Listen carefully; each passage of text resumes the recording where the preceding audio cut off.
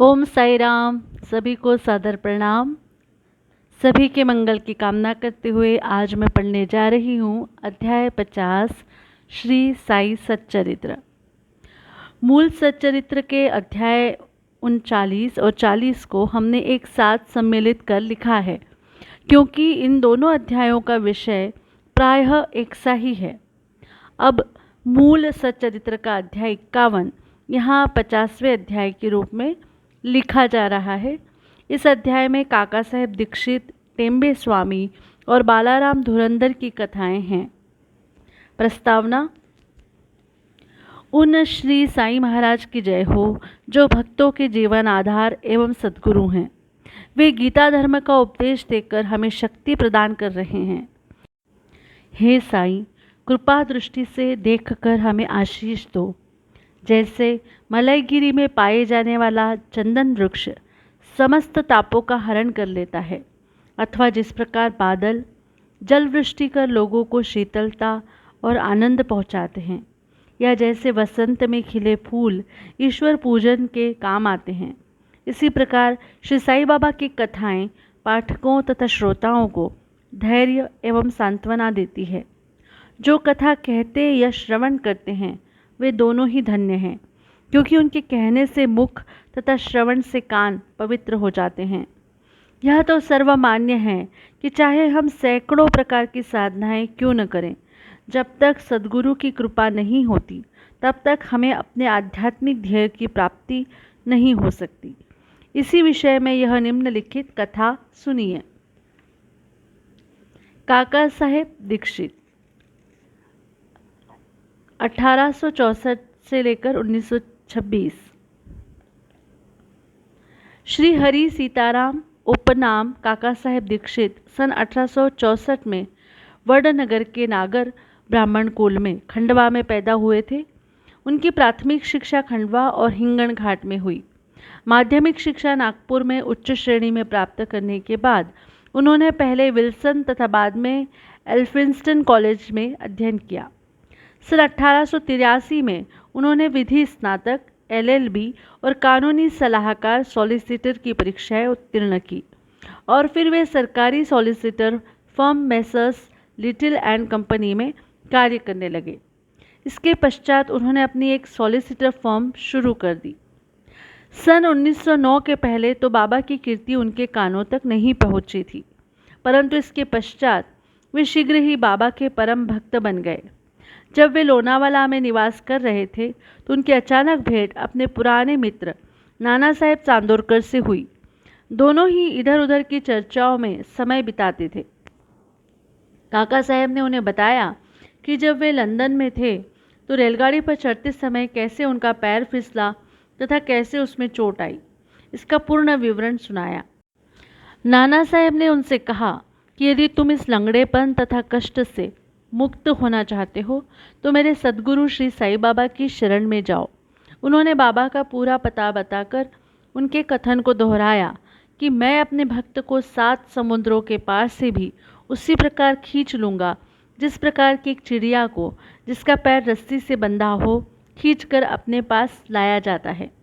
उन्होंने यह भी स्पष्ट कर दिया कि यदि तुम बाबा के निजी जन न हो तो तुम्हें उनके प्रति आकर्षण भी न होगा और न ही उनके दर्शन प्राप्त होंगे।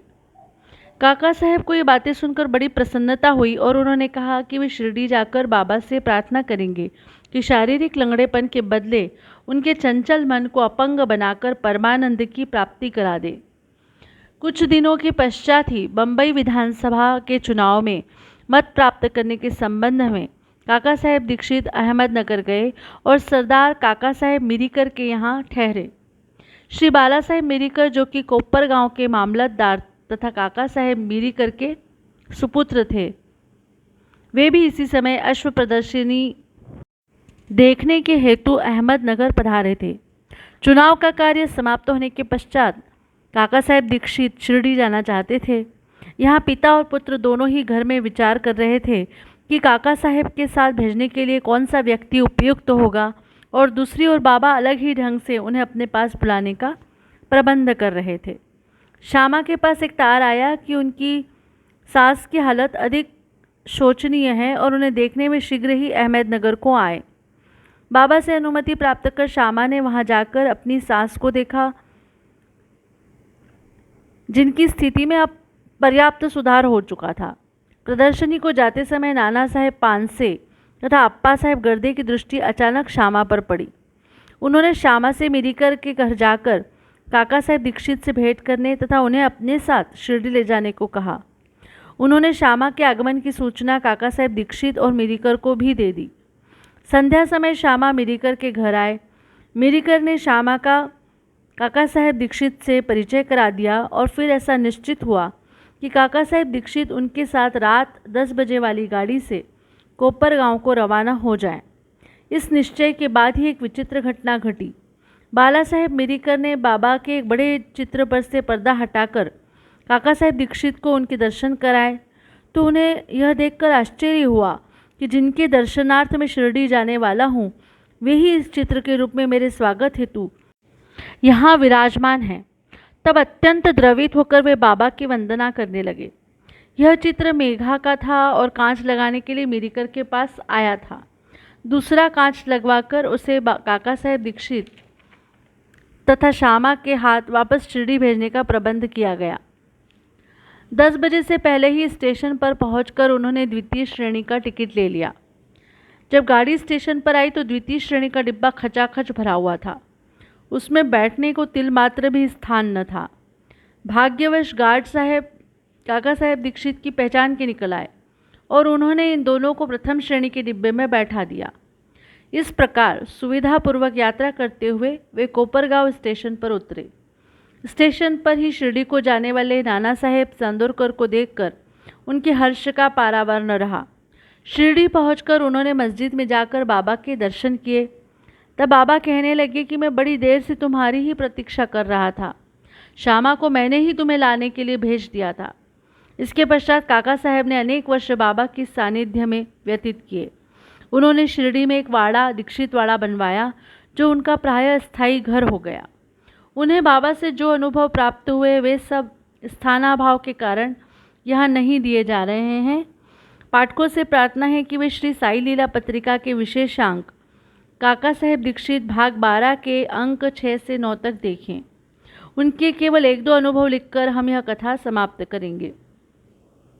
बाबा ने उन्हें आश्वासन दिया था कि अंत समय आने पर बाबा उन्हें विमान में ले जाएंगे, जो सत्य निकला। तारीख 5 जुलाई सन 1926 को वे हेमाड़ पंथ के साथ रेल से यात्रा कर रहे थे। दोनों में साईं बाबा के विषय में बातें हो रही थी। वे श्री साईं बाबा के ध्यान में अधिक तल्लीन हो गए। तभी अचानक उनकी गर्दन हेमाड़ पंथ के कंधे से जा लगी और उन्होंने बिना किसी कष्ट तथा घबराहट के अपनी अंतिम श्वास छोड़ दी। श्री टेम्बे स्वामी। अब हम द्वितीय कथा पर आते हैं, जिससे स्पष्ट होता है कि संत परस्पर एक दूसरे को किस प्रकार भातृवत प्रेम किया करते हैं। एक बार श्री वासुदेवानंद सरस्वती, जो श्री टेम्बे स्वामी के नाम से प्रसिद्ध है, ने गोदावरी के तीर पर राजमहेंद्री में आकर डेरा डाला। वे भगवान दत्तात्रेय के कर्मकांडी, ज्ञानी तथा योगी भक्त थे। नांदेड़ के एक वकील अपने मित्रों के साथ उनसे भेंट करने आए और वार्तालाप करते करते श्री साईं बाबा की चर्चा भी निकल पड़ी। बाबा का नाम सुनकर स्वामी जी ने उन्हें करबद्ध प्रणाम किया और पुंडलिक राव, जो वकील थे, को एक श्रीफल देकर उन्होंने कहा कि तुम जाकर मेरे भ्राता श्री साई को प्रणाम कर कहना कि मुझे न बिसरे तथा सदैव मुझ पर कृपा दृष्टि रखे। उन्होंने यह भी बतलाया कि सामान्यतः एक स्वामी दूसरे को प्रणाम नहीं करता, परंतु यहाँ विशेष रूप से ऐसा किया गया है। श्री पुंडलिक राव ने श्रीफल लेकर कहा कि मैं इसे बाबा को दे दूंगा तथा आपका संदेश भी कह दूंगा। 1 मास के पश्चात ही पुंडलिक राव अन्य मित्रों सहित श्रीफल लेकर शिरडी को रवाना हुए। जब वे मनमाड़ पहुँचे तो प्यास लगने के कारण एक नाले पर पानी पीने गए। खाली पेट पानी न पीना चाहिए, यह सोचकर उन्होंने कुछ चिवड़ा खाने को निकाला, जो खाने में कुछ अधिक तीखा सा प्रतीत हुआ। उसका तीखापन कम करने के लिए किसी ने नारियल फोड़कर उसमें खोपरा मिला दिया और इस तरह उन लोगों ने चिवड़ा स्वादिष्ट बनाकर खाया। अभाग्यवश जो नारियल उनके हाथ से फूटा वह वही था जो स्वामी जी ने पुंडलिक राव को भेंट में देने को दिया था। शिरडी के समीप पहुंचने पर उन्हें नारियल की स्मृति हो आई। उन्हें यह जानकर बड़ा दुख हुआ कि भेंट स्वरूप दिए जाने वाला नारियल ही फोड़ दिया गया है। डरते डरते और कांपते हुए वे शिरडी पहुँचे और वहाँ जाकर उन्होंने बाबा के दर्शन किए। बाबा को तो यहाँ नारियल के संबंध में स्वामी से बेतार का तार प्राप्त हो चुका था, इसलिए उन्होंने पहले ही पुंडलिक राव से प्रश्न किया कि मेरे भाई की भेजी हुई वस्तु लाओ। उन्होंने बाबा के चरण पकड़कर अपना अपराध स्वीकार करते हुए अपनी चूक के लिए उनसे क्षमा याचना की।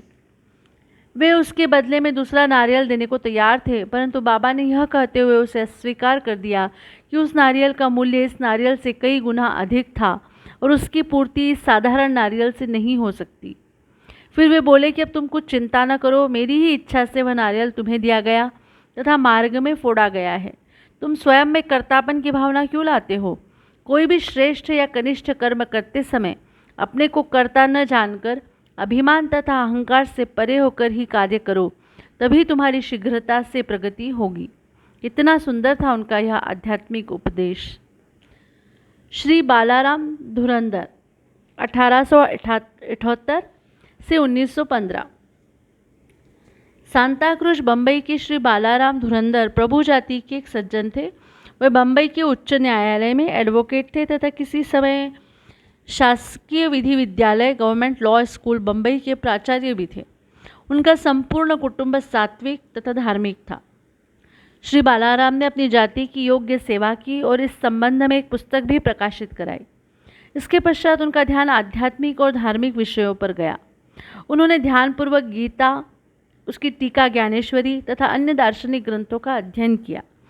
वे पंढरपुर के भगवान विठोबा के परम भक्त थे।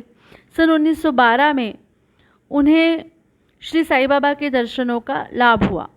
6 मास पूर्व उनके भाई बाबुल जी और वामन राव ने शिरडी आकर बाबा के दर्शन किए थे और उन्होंने घर लौटकर अपने मधुर अनुभव भी श्री बालाराम व परिवार के अन्य लोगों को सुनाए। तब सब लोगों ने शिरडी जाकर बाबा के दर्शन करने का निश्चय किया। यहाँ शिरडी में उनके पहुँचने के पूर्व ही बाबा ने स्पष्ट शब्दों में कह दिया कि आज मेरे बहुत से दरबारीगण आ रहे हैं। अन्य लोगों द्वारा बाबा के उपरोक्त वचन सुनकर धुरंधर परिवार को महान आश्चर्य हुआ। उन्होंने अपनी यात्रा के संबंध में किसी को भी इसकी पहले से सूचना न दी थी। सभी ने आकर उन्हें प्रणाम किया और बैठकर वार्तालाप करने लगे। बाबा ने अन्य लोगों को बतलाया कि ये मेरे दरबारीगण हैं जिनके संबंध में मैंने तुमसे पहले कहा था। फिर धुरंधर भ्राताओं से बोले कि मेरा और तुम्हारा परिचय 60 जन्म पुराना है। सभी नम्र और सभ्य थे, इसलिए वे सब हाथ जोड़े हुए बैठे बैठे बाबा की ओर निहारते रहे। उनमें सब प्रकार के सात्विक भाव जैसे अश्रुपात, रोमांच तथा कंठावरोध आदि जागृत होने लगे और सबको बड़ी प्रसन्नता हुई। इसके पश्चात वे सब अपने निवास स्थान को गए और भोजन तथा थोड़ा विश्राम लेकर पुनः मस्जिद में आकर बाबा के पांव दबाने लगे। इस समय बाबा चिलम पी रहे थे। उन्होंने बालाराम को भी चिलम देकर एक फूंक लगाने का आग्रह किया। यद्यपि अभी तक उन्होंने कभी धूम्रपान नहीं किया था, फिर भी चिलम हाथ में लेकर बड़ी कठिनाई से उन्होंने एक फूंक लगाई और आदरपूर्वक बाबा को लौटा दी। बालाराम के लिए तो यह अनमोल घड़ी थी। वे 6 वर्षों से श्वास रोग से पीड़ित थे, पर चिलम पीते ही वे रोग मुक्त हो गए।